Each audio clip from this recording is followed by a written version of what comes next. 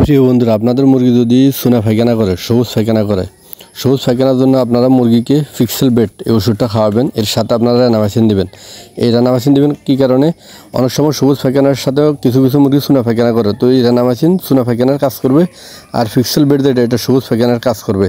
এর পাশাপাশি দিবেন সিপ্রোসেল 10, এটা হচ্ছে আপনার অ্যান্টিবায়োটিক, অর্থাৎ বড় ধরনের মুরগির কোনো সমস্যা হবে না।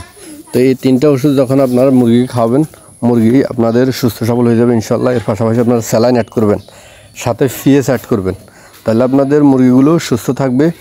এরপরেও যদি দেখতেছেন যে বড় ধরনের সমস্যা হয়, তা আপনারা ভেটেরিনারি ডাক্তারের সাথে পরামর্শ নেবেন। ভেটেরিনারি ডাক্তারের পরামর্শ নিয়ে পরবর্তী আপনারা কার্যক্রম করবেন, তাহলে ইনশাল্লাহ বড় ধরনের ঝুঁকি থেকে বাঁচবেন, মুরগিগুলো সুস্থ সবল থাকবে।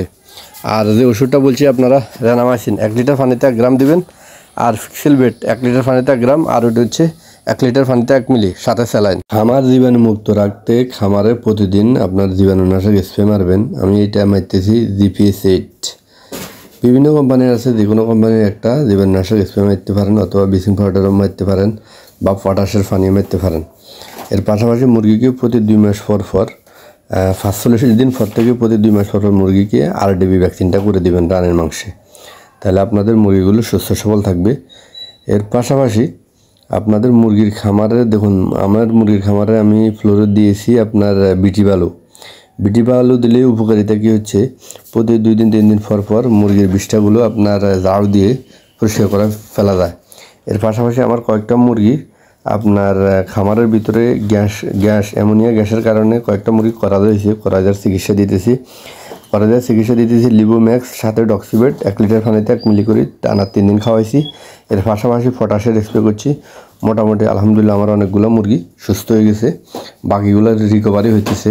আমি প্রতিদিন 2 টাইম আপনার পটাশের স্প্রে আর লিবোম্যাক্স আর ডক্সিবেট এই ওষুধটা খাওয়াইছি।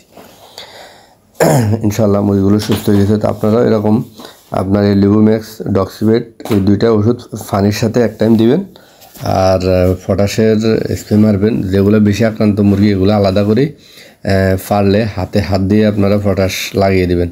এর পাশাপাশি হচ্ছে আমার মুরগি মাশাআল্লাহ করে প্রত্যেকটা মুরগি সুস্থ সবল হয়ে গেছে, রিকভারি হয়ে গেছে। এখন আমি ঘাস দিয়েছি, অর্থাৎ খাবারের কষ্ট যদি আপনি কিছু কমিয়ে আনতে চান, তাহলে আপনার দুপুরবেলা ঘাস খাওয়াবেন।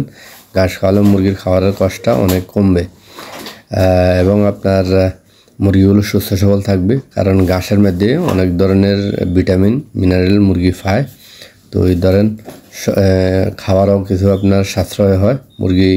ফার্মি মুরগি ঘাস প্রচুর পছন্দ করে।